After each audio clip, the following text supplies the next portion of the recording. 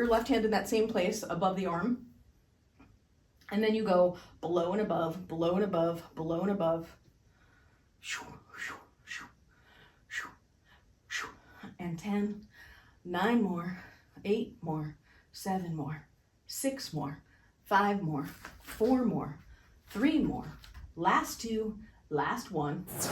And then we can do the right arm. Start your right arm under the right point, underneath the arm itself, because that's where you would be coming out of the buzzsaw.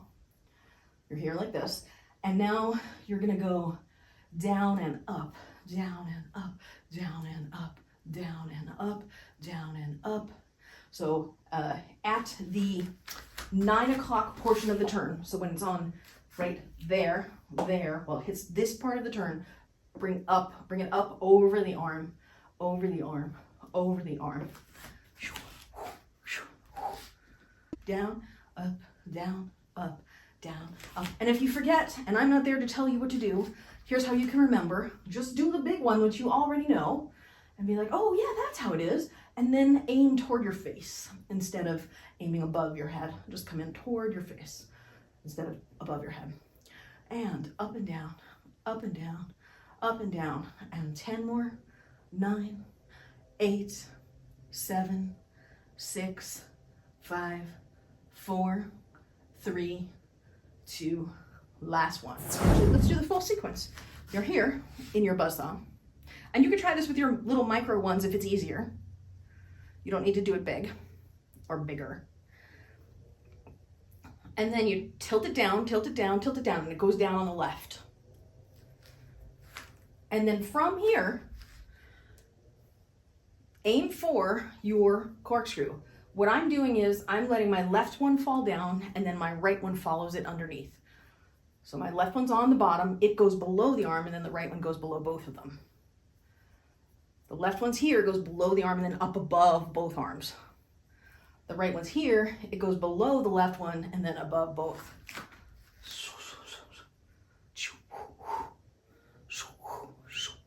So you're here, let it drop and up. Let's do it in slow motion. Left one's here. And we're breathing. And bring it down lower. So instead of having it up at neck height, try and bring it down more to a chest height. And then your right one's above it, and instead of having it up by your head, have it also below your shoulders or shoulder height. Now from here, do the figure 8 with just the left hand to bring it below. So it would look like this, right? It's below the left arm, but then the right one is in between both, which you may not be able to do because that's a whole new trick. But it's the step in the middle. You go from here to here, left one below, then the left one goes up and the right one follows. So the left goes up, then the right goes down below because one goes up while the other one goes down. From here, you bring the left one up above both of them, and that'll bring you into the corkscrew. When you bring it above both of them, you don't jump it up like this between the arms. You bring it above the left arm.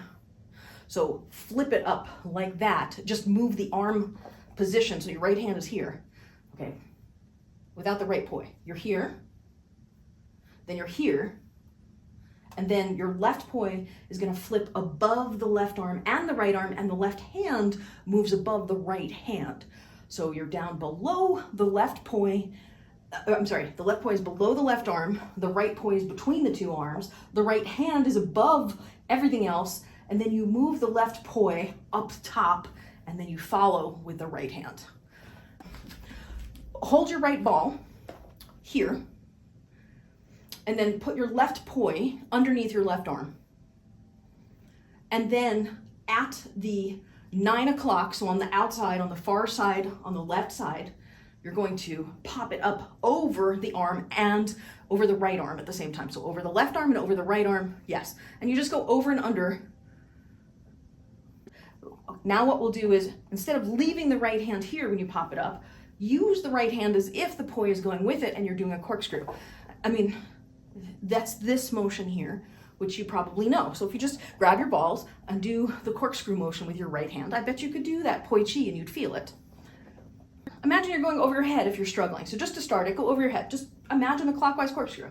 You know this move. This is old school. Yeah. Now keep the hands closer together and come in toward your face. Put your fingertips at the ball head right here, like right at the connector. So you feel the weight of the ball moving you through the motion. That might help you substantially feel it better. And now, instead of going up above your head to get started, go in toward your face, just with these little micro motions with the hand, just up and down, up and down, up and down. Okay, start again. Go up over the head, up over the head, up over the head. Then come in toward your face, up and down, up and down, up and down, up and down, up and down, up and down. Let's try it again, where you go up over your head and then try and come down like this. So up over here with both hands. Regular old corkscrew, clockwise. And then now we're gonna bring it in toward the face, make it an inside corkscrew, super tight, super tight, super tight. And you could just be doing this while you're talking to your friends because it's so tiny. This is the kind of thing that's really a very compact, oh, I could be doing anything while I'm doing this kind of thing. And I think if you just drill each hand, they say there's no actual thing as multitasking in your brain. What's actually happening is you're switching between each of the tasks really, really fast by doing two things at once. So if you're having a conversation with your friends while you're doing this, this will help develop the muscle memory in your arms. And then it'll be easier to get the two of them together.